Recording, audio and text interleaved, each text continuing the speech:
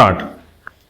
उपाध्यक्ष महोदय, यह ठीक है कि हम प्रगतिशील हैं, लेकिन हमारी गति में तेजी आनी चाहिए, श्रम की तरफ हमारा अधिक ध्यान जाना चाहिए, स्टॉप।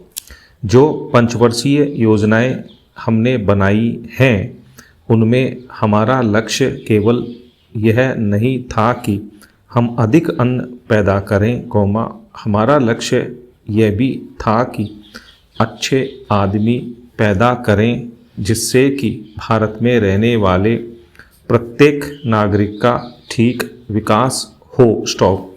मैं इस बात से सहमत हूँ कि राज्यों में जहाँ बहुमत के आधार पर विरोधी दलों की सरकारें हैं उनको तोड़ने का अधिकार केंद्र को नहीं होना चाहिए, लेकिन फिर भी हमें स्थिति को देखते हुए भेद करना चाहिए, स्टॉप। गुजरात की सरकार टूट गई, इसके लिए हमको अफसोस नहीं करना चाहिए, स्टॉप। जहाँ तक इस बिल का संबंध है, मैं इसकी कमियों की तरफ आपका ध्यान दिलाना चाहता हूँ जिससे कि आपको उसे ठीक करने की प्रेरणा मिले और इसको आप ठीक करके वहाँ का काम चलाएं, स्टॉप।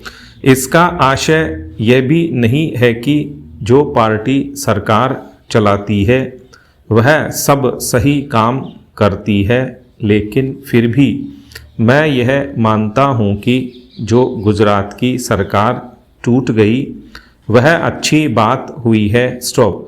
गुजरात के लिए आपने संसद सदस्यों की जो समिति बनाई है वह एक ठीक कदम है, लेकिन इस बात का आश्वासन भी आपको देना चाहिए कि राज्य और जिला स्तर पर जो समितियां आप बनाने जा रहे हैं उनको सर्वदलीय बनाएंगे ताकि जनता की जो कठिनाइयां हैं वे आपके सामने प्रत्यक्ष रूप से आ सकें और उनकी भावना के अनुसार वहाँ पर कुछ काम हो सके, स्टॉप।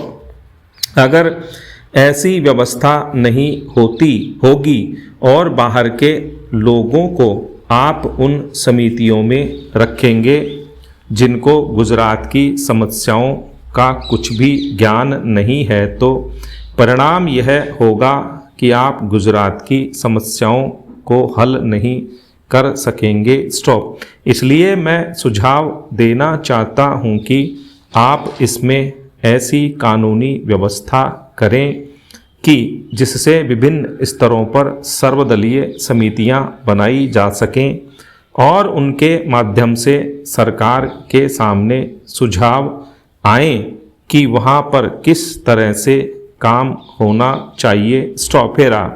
गुजरात औद्योगिक मामलों में अन्य राज्यों से थोड़ा भिन्न है, फिर भी वहाँ की स्थिति यह है कि आज भी प्रति व्यक्ति आय 300 रुपये से अधिक नहीं है, स्टॉप। आज गुजरात में अन्य राज्यों के मुकाबले सबसे अधिक कर लगे हुए हैं, स्टॉप। यह उचित नहीं है, स्टॉप।